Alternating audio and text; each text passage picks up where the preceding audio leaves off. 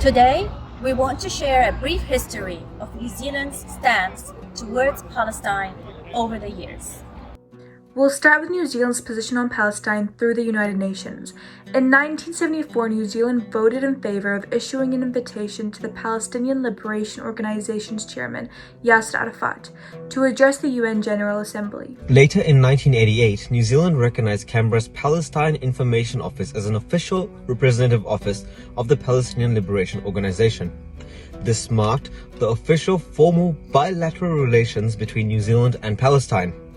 Since then, the office has grown to be the General Delegation of Palestine, the GDOP. In 2012, New Zealand voted in the UN General Assembly to upgrade the status of Palestine to a non-member observer state.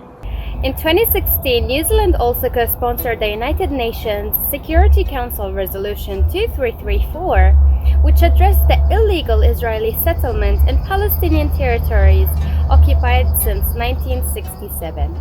The resolution calls out the Israel illegal settlement activity for being a flagrant violation of international law and demands Israel to stop such violations and fulfill its obligations as an occupying power under the 4th Geneva Convention.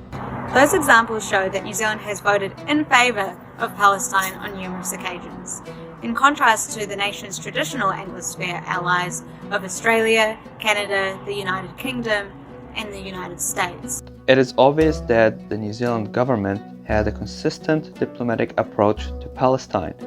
However, our role is not yet fulfilled, as the New Zealand government does not recognize Palestine as a state. New Zealand has a proud history of protecting and promoting human rights. In 1945, New Zealand successfully lobbied for human rights to be included in the UN Charter.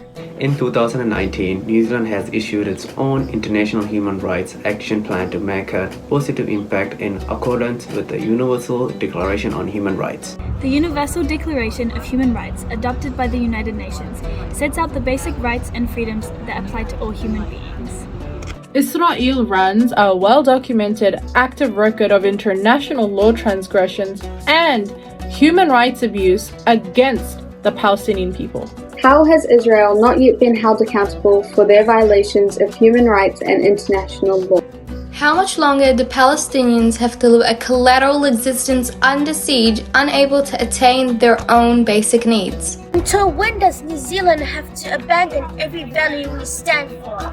And so, we urge the New Zealand Government to honour its duties in protecting human rights for all under the United Nations Declaration of Human Rights, and to do its part in ensuring international law is upheld and protected for all.